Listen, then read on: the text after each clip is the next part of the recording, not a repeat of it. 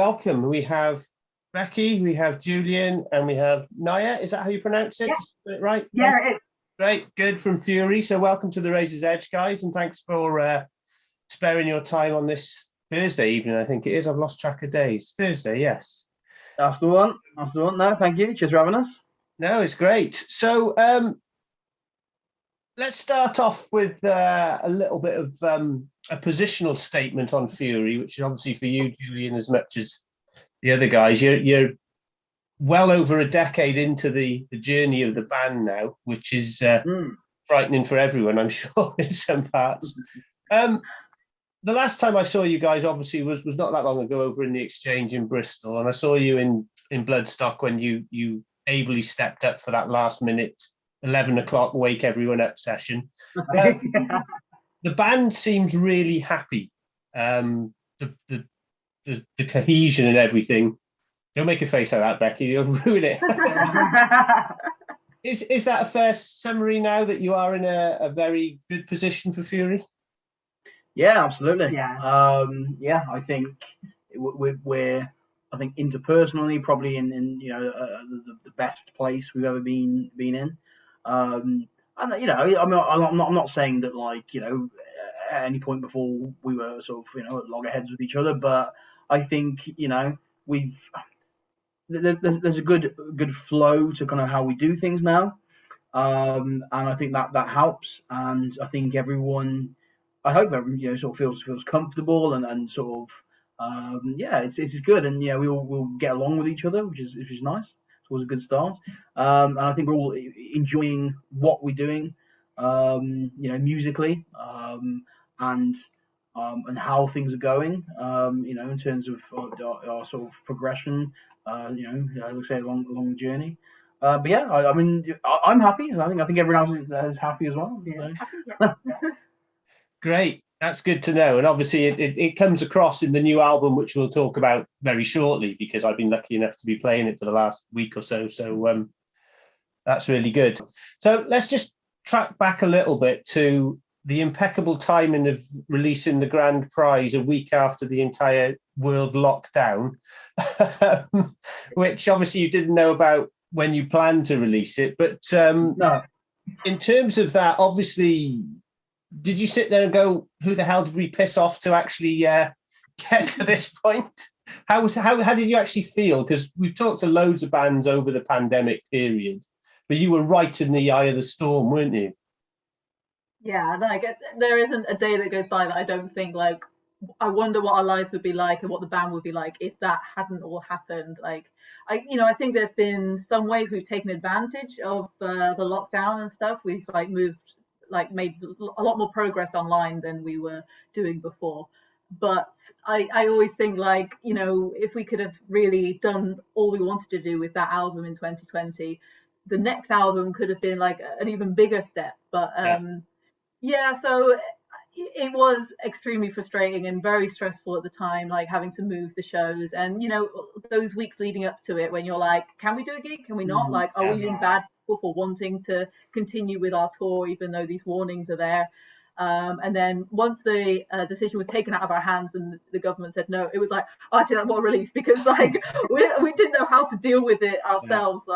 Having to make that call when it was such a dangerous time, we didn't really know what to do. But as a band, without playing live music, it's just it felt like there was nothing that we could do, and that everything that we'd worked towards for the last 2, maybe even 3 years had been kind of put to waste.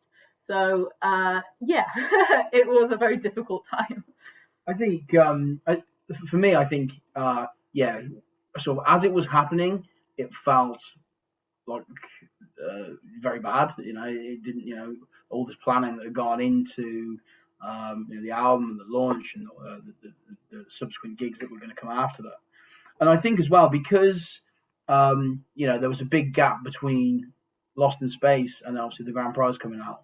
It kind of felt a bit like, after all this time and you're planning this big thing, and it's this, we were supposed to be, sort of with the lineup change and everything, supposed to be the, sort of, reformation of this band, or the coming back, and then all of a sudden this happens.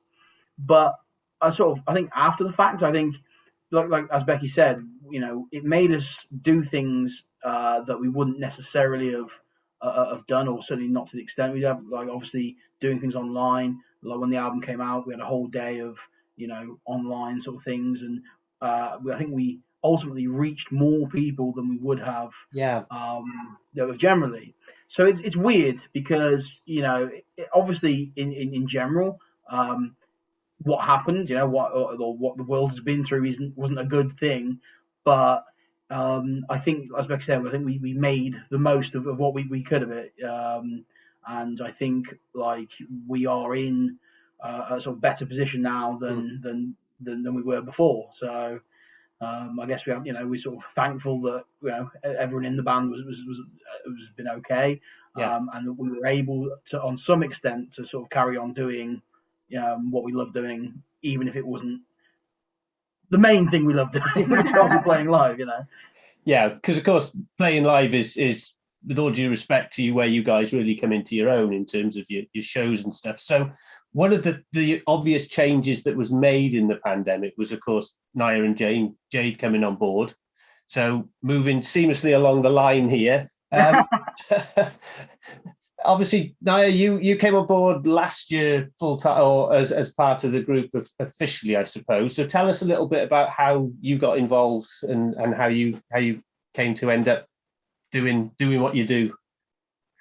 I think I got really involved in some of the songs off the grand prize. There was three songs. Yeah.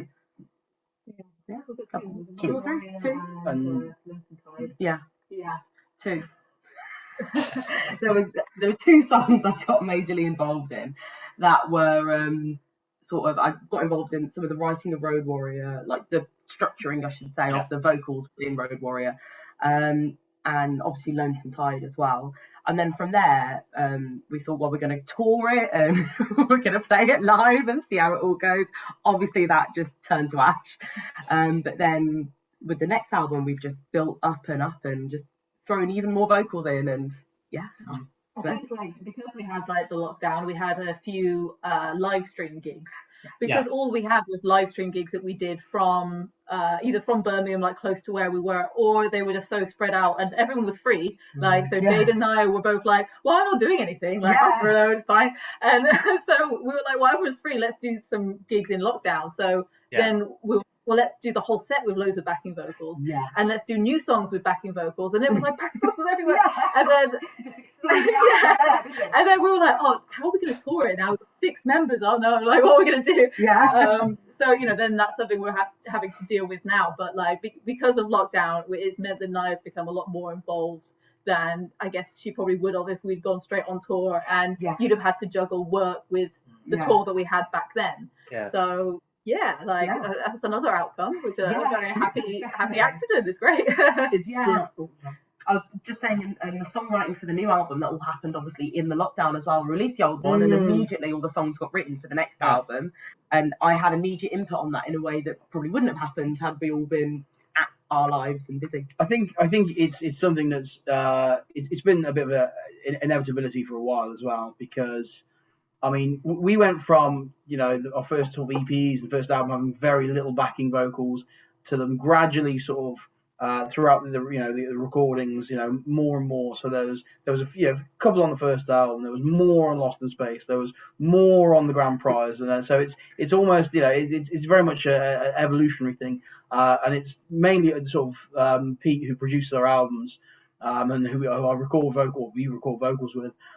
He's I think one of the biggest people to blame for that, because he's mad on his backing vocals. And don't get me wrong, when I sort of started out, I was like, backing vocals, no, it's not metal, like that sort of stuff. But now I love it, and a lot of songs are sort of written with backing vocals in mind, and they've become an instrument in their own right. And I'm glad, because I think with this album, the last couple of albums, they've really enhanced the album, a lot.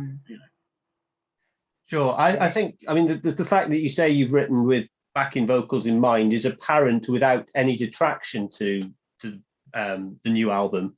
I was listening to The Lightning Dream this morning, and then I put Born to Sin on, and it's definitely Fury through both albums, but there is a huge progressional step that you can hear. And one of the things that struck me, if we come on to the new album, was how bloody fast it is. Yeah, tell me about it. I think. No, go on. I think that's Tom's influence. I think, you know. Trying to keep them happy. Yeah. It's, you know, I mean, when I sort of started thinking about writing a song, you know, I always try and, you know, keep in mind what people in the band, you know, what they like, and trying to incorporate things like that. Tom, for anyone that knows him, knows like he loves, you know, fast. He loves playing fast. He loves, you know, fast heavy metal, you know, sort of stuff. It's weird because his personality comes across as very laid back, you know, very sort of relaxed. But then as soon as he gets behind the drum kit, it's like, honestly, he is Animal from was it the Muppets, you know? So yeah, I mean, it was like, okay, well, let's do a bunch of fast songs. And I think especially because with the Grand Prize, like, I mean, there's some fast stuff, but a lot of it was sort of, you know, mid to sort of up tempo. Where this was like, okay, let's do some proper fast stuff, you know. So yeah, that's so it's going to be again, you know, interesting to play live. Yeah. Like they'd end up being played faster anyway, so you might as well play them fast. Yeah. Start with everyone's happy. The interesting thing is that when you listen to it first, because of the melodies, the harmonies, the backing vocals and that, I don't think you actually notice the pace quite immediately. And then when you've played it 2 or 3 times, especially if you've got a pair of headphones on or whatever, and you're actually really trying to get underneath it all of a sudden you think, wow, when they do play that live, I'm not going to be able to photograph your fingers because it's just going to be... Yeah, and like I say, as Becky sort of alluded to there, Tom has a habit of speeding everything up live. So yeah, so it's gonna be fun. But then, you know, I think that's we've always been, you know, we've seldom done a slow song. You know, it happens occasionally, like we'll do a ballad, or you know, we might do a one slow chuggy track per album. I don't know. I've always enjoyed just, I don't know, things always just seem to sound better faster. It's like, yeah, play it fast. I think that kind of energy has always been in our stuff. So yeah.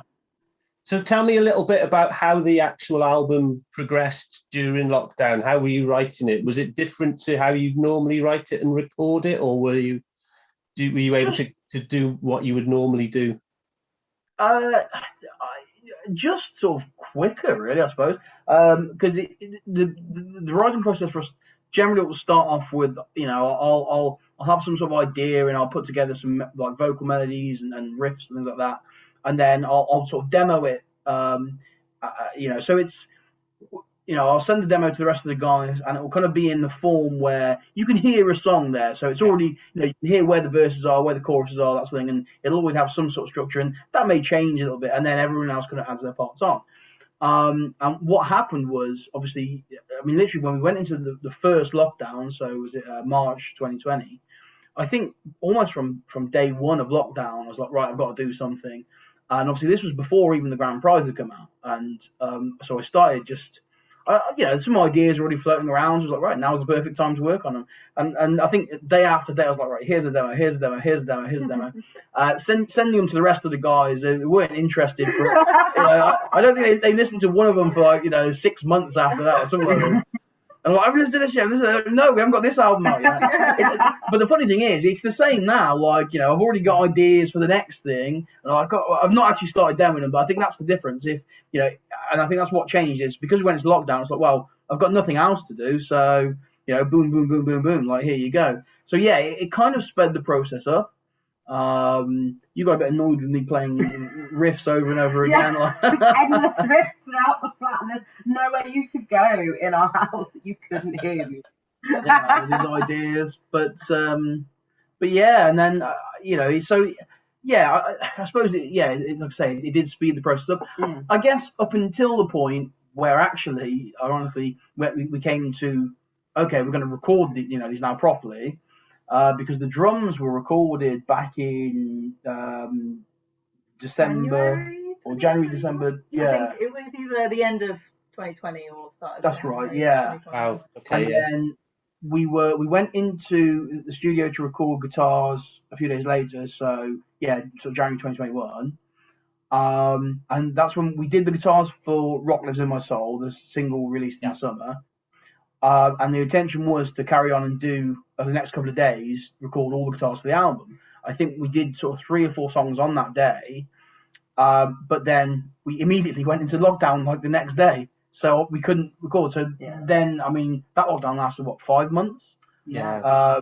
So, and I think there are plus points of that. It means that the guitar tone for the album is better, I think, and obviously sounds different to Rock Lives in My Soul. I think because we found in that time, coming back to it, we found a better guitar tone. I don't know to get too sort of in depth with guitar tones and nerdy like that, but so again,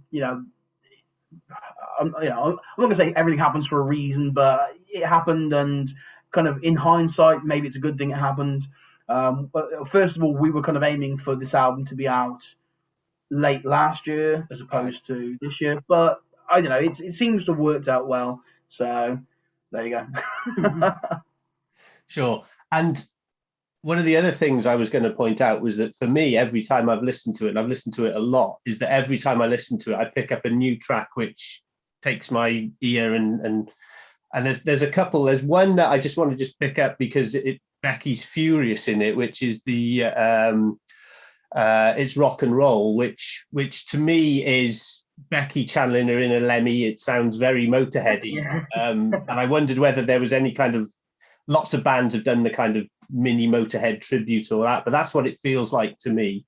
It's a classic rock heavy metal song about what gets you into it and everything. So tell me about that one. I mean, yeah, I guess it is just a tribute to, like the riff is very similar.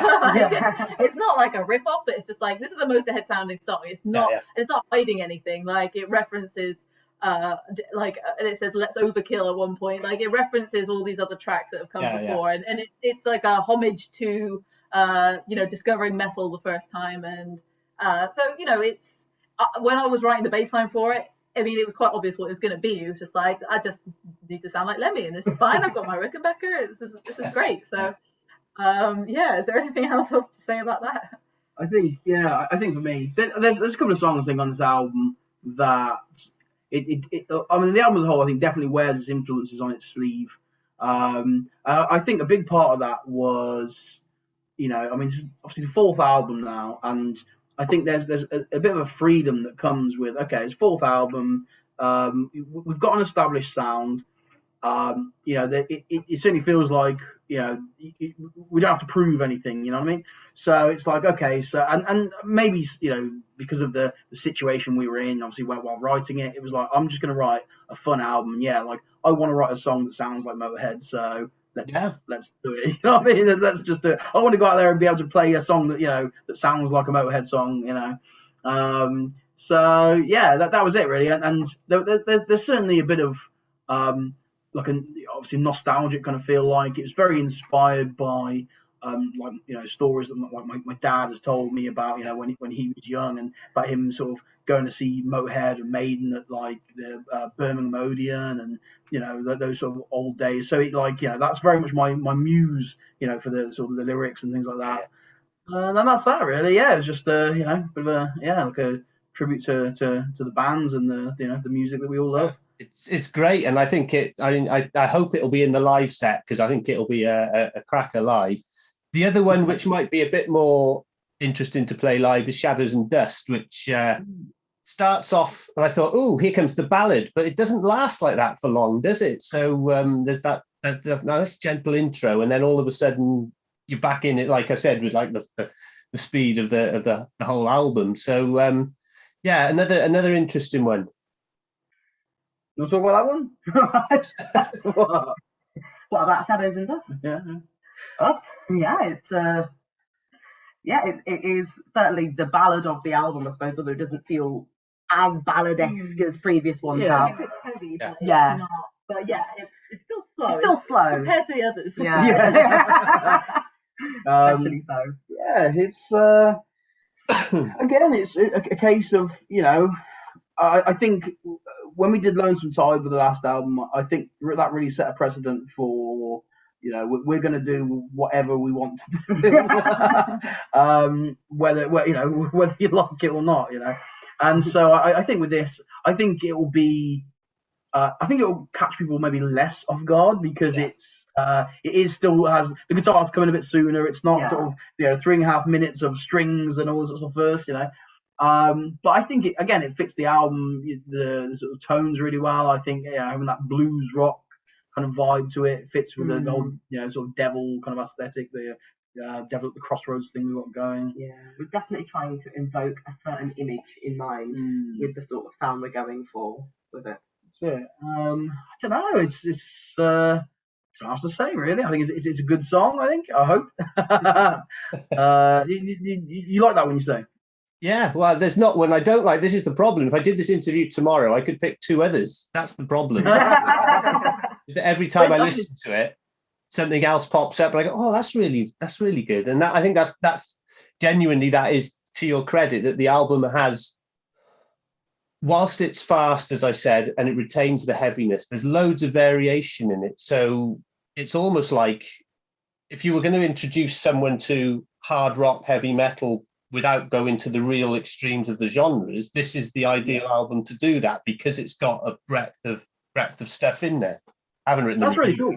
That's, thank you. That's a compliment. It is, and I think for me, it just comes from I like a wide variety of things.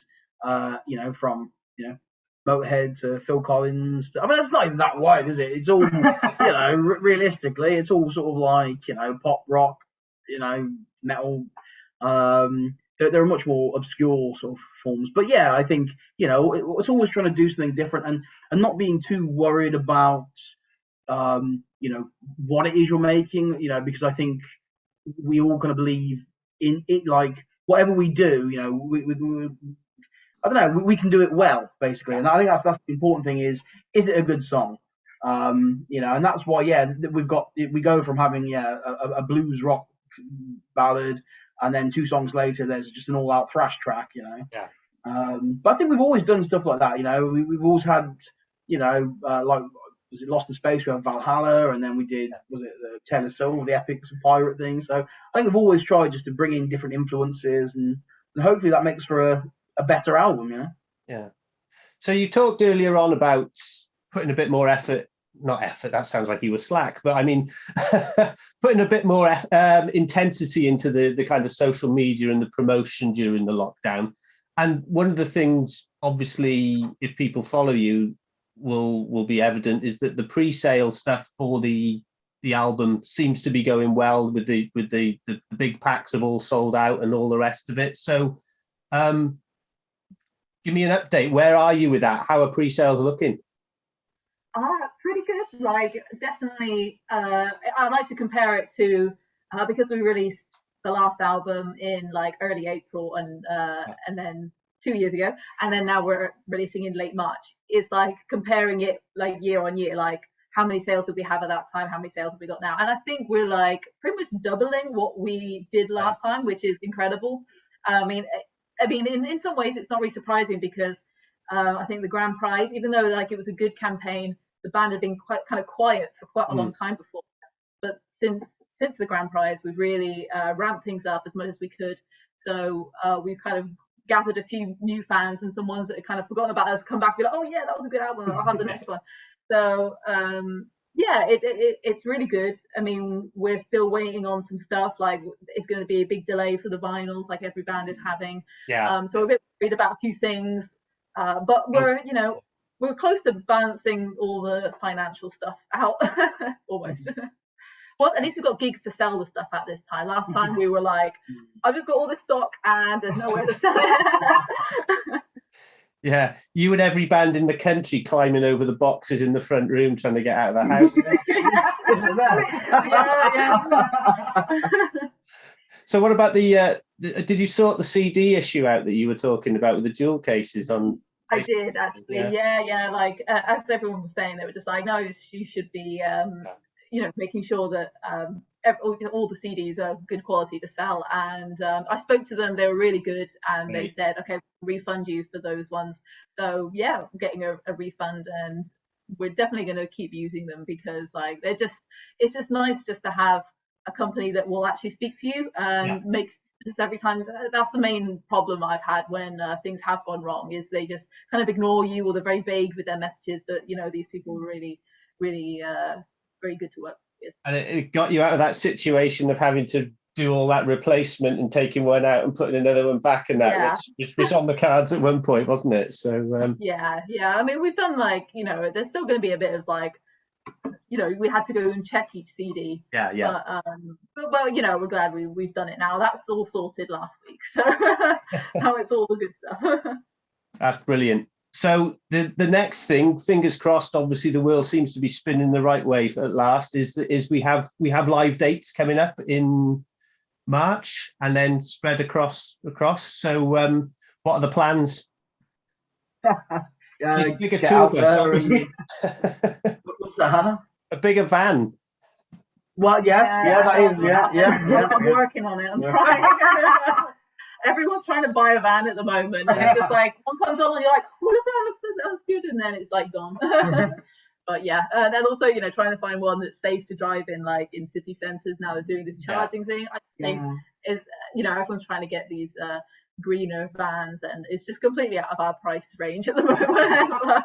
So yeah, we'll try and get someone else's old banger. I think just a case of getting out there now. Like we'll come next month we'll have 2 newish and new albums, to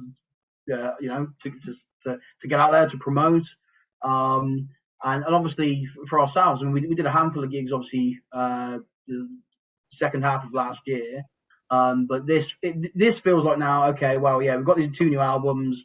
It's just time to get out there and go and and see what happens. I mean, we're getting new dates in kind of all the time at the moment. We've got some cool stuff sort of coming along. Obviously, we've got, like I say, we start gigging in March, kind of throughout March. Well, sorry, April into May. All over the UK. All over the UK. So wherever you are, just have a look on our website. There'll be something within hopefully our drive from you. Might be in your front room, you never know. Could be. You want to book us? And have you had the suggestions for that? What, in people's front rooms? Well, you say on your website and that, where do you want us to play? And I'm waiting for the person that says, right, in my garden or in my front room. Have you had that? We'll do it. We'll do it. You want to book us? That's fine. But yeah, and then we've got Download, which is really cool. Looking forward to that. And SOS Festival, that's been announced. Yeah. So yeah, we've got some really cool dates coming up, and to say there's more that we know about that haven't been announced yet that we can't say. Some really cool stuff. We've got Europe as well. Yeah. We've been to Switzerland. We've been just for a one-off festival before. Yeah. But this is the first time we're going to actually drive over to a bunch of dates in Europe. So fingers crossed that all the Brexit stuff goes to plan. But yeah, we're going to try it. So the European dates are later in the year, is that right? Are they? Yeah. Okay, like September. So hopefully everything's calmed down a bit by then, and we've got some agreements between the governments and stuff. Sure. So just finishing off on the live before we just finish off about where people can find the stuff. I can't leave you without talking about Bloodstock, because it was such a nice day. It was such a last minute shock for us as fans, let alone you guys turning on there. But Becky, you've certainly played there, and Julian, you've played there before, haven't you? Mm-hmm. I have, yeah. What was it like this time in terms of because you were doing the VIP stuff anyway, weren't you? You were booked in for that. How did it come about, and what was the day like for you? Well, I mean, so we already had a kind of a set together. It was going to be a cover set in the VIP stage. And then actually on the run up to the gig, we had our drummer got COVID, and then we couldn't rehearse. And then our guitarist got COVID, and then we couldn't rehearse. And then the other guitarist we were going to use as well, then got COVID just before Bloodstock. And then we didn't think we were going to be able to do this VIP show in the cover set. Then we got my partner Luke to step in on guitar. So we were already last minute, like not even rehearsed. Just get going. Like the show must go on. We will go and play this. Tom, the drummer, had recovered but from COVID by then, and so had Jake. And then by the time, I think it's the morning we were about to leave for Bloodstock, I got a message from Jay, who runs the VIP tent, saying, would you also do another slot on the Thursday morning at the Sophie stage? And I was like, to be honest, in our heads, we'd already been thinking, like, what if they ask us to do this? Because bands are dropping out left, right, and centre. Yeah. They might, as we're already there, they might ask us to do this. And I was like, I don't think we should do it though if they do ask, because we're not prepared. We haven't rehearsed. We're doing a cover set, like we don't want to do anything else. And then they asked, and we were like, yeah, let's do it. So then, and I think Julian, you had like work the night that doing night shifts, and so he was working all through the night before and the night of the gig. Yeah. So he comes from the night shift like, hi guys, yeah, 7 in the morning, I'm here. We're gonna load in for this gig. It was, I mean, it was great. Like, I mean, it was, I think, as I said on the day, it was slightly overwhelming. Because first one back as well. Yeah. I'd say mainly because, as I say, it was the first gig in almost 2 years. So you think, okay. Here's, I mean, I don't even know how many people that tent holds when it's sort of full, but it sort of, well, it certainly seemed full from where we so yeah, we were thinking, the first get back, I mean, okay, we were thinking our VIP stage, that's all right, it'd be a couple of hundred people, and it was obviously way more than that, So there was definitely that, there's a lot of people here, and how do I do this again? It's been such a long time, almost 2 years. But it was fun. It was really good fun, and I think half an hour as well. Obviously, first of all, we used to doing sets sort of a lot longer than half an hour, and being the first gig back, it just went so fast as well. It was over in the blink of an eye, and you think, I want to do that again now. Fortunately, we kind of got to the next, a couple of nights later in the VIP stage. But yeah, it was great. It was good fun, and hopefully we'll get to go back again soon and do it all over again. That would be great. That would be great. So let's wrap up with telling people all the details about the new album, where they can get it. Do your promotional stuff, guys. Where can they find all the details? Go on now. Okay. If you just go to our website, www.furyofficial.co.uk, there'll be a tab for the tour dates and the merch store. It's all on there. So the CDs are still pre-order, but they'll be posted out pretty soon, because the release is on the 18th of March. And the vinyls will be probably like August at this point. I don't really know what's going on, but there's t-shirts and patches, sweatbands that just arrived today. Whoa, sweatbands. Nice. So yeah, all on our website. We're also on like Facebook and Instagram and all that jazz. Just announced a really cool tour t-shirt as well. So yes, I saw that earlier on. It looks very nice. Yeah. New music video has just come out. We're filming another music video on Sunday. So there's lots going on there. And you're still all smiling. That's the best thing. Brilliant. Yeah. Well, this is it. This is we're getting ready. A long time for this. We're very excited. Excited. We've waited like 2 years to tour some of the stuff from Grand Prize, let alone this stuff as well. So it's all pent up. We're all ready.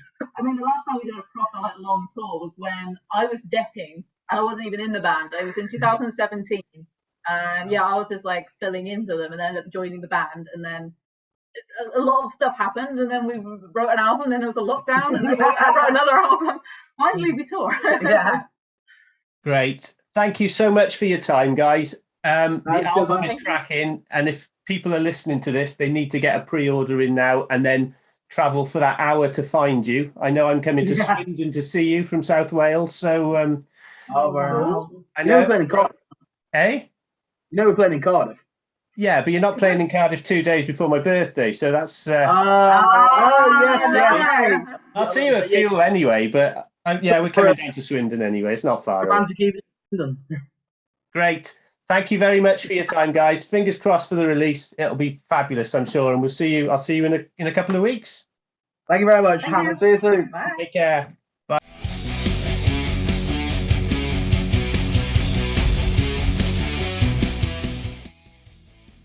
Thanks for listening. Make sure you keep up to date with future episodes by subscribing to our channels. For more information on this podcast, or for all the latest music news, reviews, interviews and more, head over to our website www.therazorsedge.rocks.